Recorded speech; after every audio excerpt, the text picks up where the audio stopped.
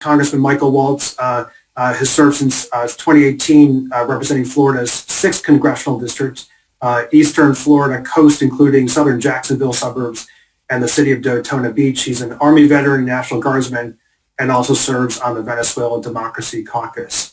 So let's roll that tape, please. Congressman Waltz, thanks for joining us today.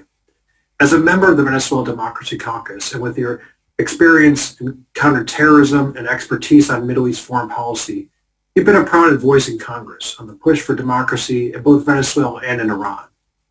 As the two sanctioned regimes increasingly work together with oil for gold schemes and Hezbollah networks propping up the Maduro regime, what can and should Congress be doing to counter the threat that Iran poses to the return of democracy in Venezuela? Well, thank you, Jason, for having us on and having this important panel. It's great to be on with Congresswoman, my colleague from Florida, Congresswoman Debbie Wasserman Schultz.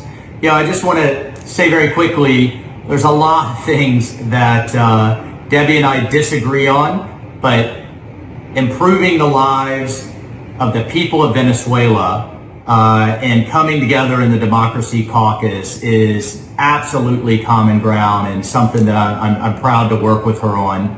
And I also just want to state very strongly and stringently how sad it is, truly heartbreaking and tragic, what the Maduro regime has done to its people with the assistance of the IRGC, with the assistance of Iran, but using its socialist enterprise and its food, medicine, and other networks essentially as extortion mechanisms, as extortion rackets for support is truly sad and disheartening. Seeing its infrastructure, its ports, its roads essentially turned into arteries for various types of narco groups, and seeing its natural resources doing very little for its people, but enriching the elites. And we just need to continue to call that out for what it is. So to answer the question, what more can Congress do and should be doing? One thing that I am focused on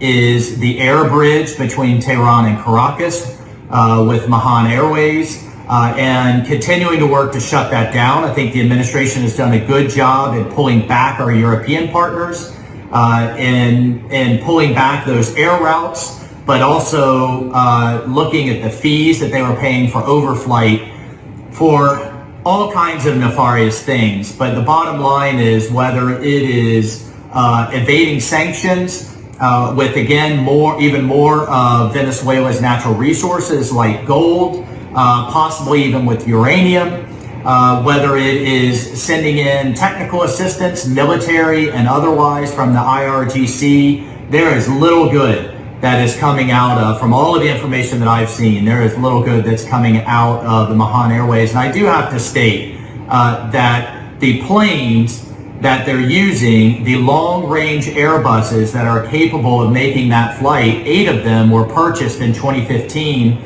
while the Obama administration was looking to complete the Iran deal. And I wholeheartedly disagree that we did not take stronger action to prevent that from happening. I am glad now to see, again, some of those air routes shut down through aggressive action. One of the things, bottom line, that I want to look at is the overflight fees that Tehran has to pay. Those fees are paid through the international banking system, through wire transfers, and enforcing the existing sanctions, but also tightening up legislatively where we need to, because if you look at the map, if those Airbuses from Mahan Airways are not able to overfly various countries and have to work around, they just don't have the legs, they just don't have the range to get to Caracas, and we can shut down that air bridge. So that is something that I'll be focused on in this next Congress,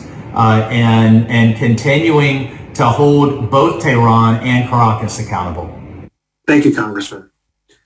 Second question. Last year, you introduced, with Senators Rubio and Scott, the Venezuelan Contracting Restriction Act to hold Maduro accountable by prohibiting U.S. federal agencies from doing business with anyone that supports his regime. considering that a modified version of that policy that applies to the Department of Defense was signed into law in the National Defense Authorization Act, how is this critical to improving the situation in Venezuela?